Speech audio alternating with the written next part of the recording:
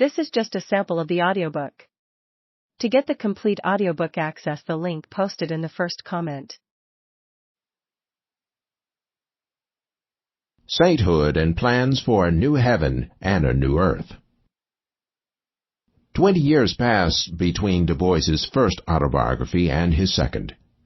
During these 2 decades, a great deal changed for him. After almost 25 years editing The Crisis, Du Bois left the NAACP in 1934 to return to Atlanta University.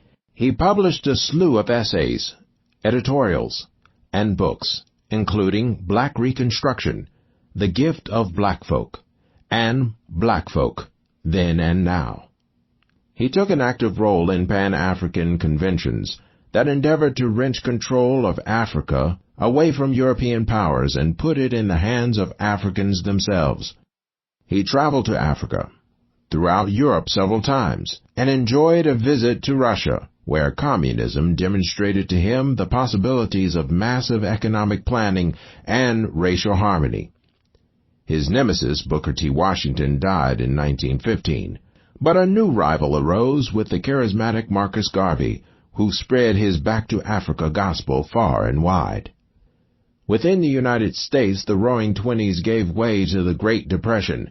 Segregation still dominated race relations, and racial antagonism took on new force in the North as millions of African Americans left the South for northern cities during World War I.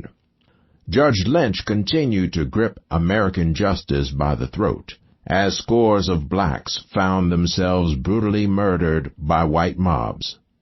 The Ku Klux Klan met openly, and New Deal programs did little to alleviate the economic pains of black communities.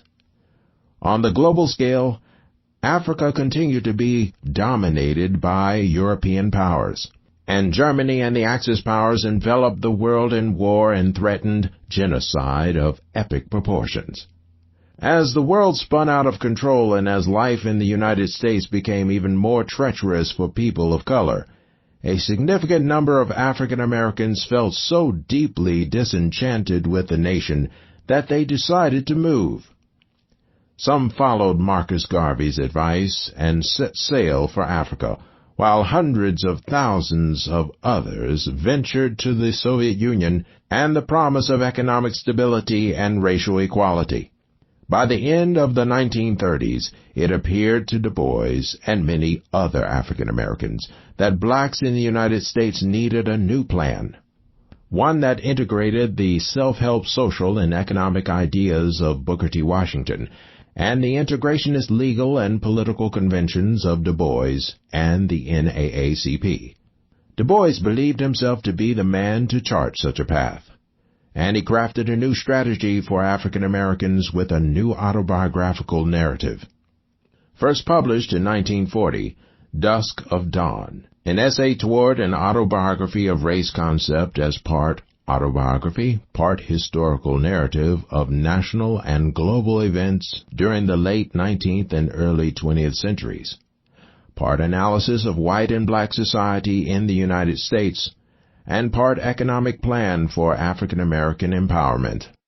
Dusk of Dawn received favorable reviews from white and black readers alike, and his publication occurred at perhaps Du Bois's highest moment of public appreciation. In 1939 and 1940, Du Bois became an incorporating member of the Society of American Historians, was invited to chair a session at the American Historical Association, and was even asked by President Franklin Delano Roosevelt to serve on a committee to establish a home for his presidential library. Throughout Dusk of Dawn, Du Bois underscored the development of his intellectual thought, how he observed ideas about race changing throughout his lifetime, how his reading of Sigmund Freud and Karl Marx led him to reevaluate psychological and economical connections between racism and capitalism, and how he abandoned the belief that racism stemmed from ignorance, and instead considered racial exploitation and political oppression inextricably linked to economic structures and psychological power. While the Du Bois of the shadow of years appeared to be a mythical hero, The Du Bois of dusk of dawn stood as a global analyst, an economic planner,